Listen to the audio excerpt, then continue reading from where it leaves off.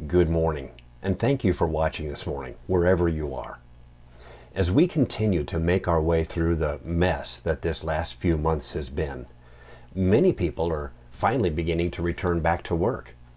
For some, the tagline that has been used, "We're all in this together," it seems shallow and condescending at best.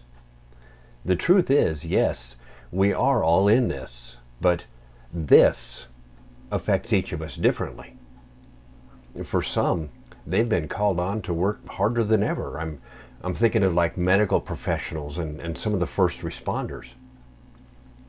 Other people have been devastated by a job loss or the loss of a loved one. And many of our politicians seem like they're playing games with the numbers and the test results. And meanwhile, they've never skipped a paycheck. So yes, we may be in this together, but it clearly is not affecting each of us the same. I read a perfect example of this in a story the other day. I don't know who wrote it, but it really highlights how some of the circumstances have different outcomes. Even though we're all in the same experience, we may have very differing results. A daughter complained to her father that her life was miserable. She didn't know how she was ever going to make it. It seemed like all she was ever doing was fighting and struggling all the time. Every time one problem was solved, another one popped right up. The father turned to her and said, "You need to see something. Come with me." He took her to the kitchen, where he filled 3 large pots with water and placed each of them on the burner, turning up high. Once each of the 3 pots began to boil, he placed potatoes into one pot, eggs into the second pot, and ground coffee beans into the third pot. He let them sit and boil, as his daughter watched with some interest, but all the while she was wondering how this could possibly apply to her. After 20 minutes, he turned the burners off.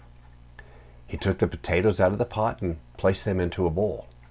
He pulled the eggs out and put them on a paper towel. And he took the coffee and poured some of that into a cup. Then he turned to his daughter and he says, "Tell me something. What do you see?" "Well, potatoes, eggs, and coffee," she replied. "I don't get it." The father said, "Look closer. Touch the potatoes." Well, she did, and she noticed they were very soft. He then gave her an egg and said, "Break this open." She broke the shell and peeled it and observed a hard-boiled egg. And finally, he said, "Take a sip of this coffee." Its wonderful aroma brought a smile to her face. "Father, this is all wonderful, but I don't get it. What does it mean?" The man then explained that the potatoes, the eggs, and the coffee all faced the same adversity. They all went through a period of boiling water. However, each one reacted very differently. The potato went in strong and hard and unrelenting, but in the boiling water it came very soft and it nearly fell apart. The egg started out very fragile, with a thin outer shell protecting its interior until it was put into the boiling water. Then the inside of the egg became very hard. However, the ground coffee beans were different. After they were exposed to the boiling water, they changed the water and created something completely new. "Which one are you?"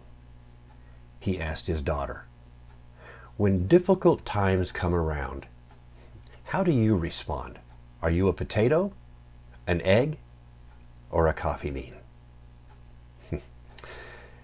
In life, things happen around us. Things happen to us. But the one thing that really matters is what happens within us.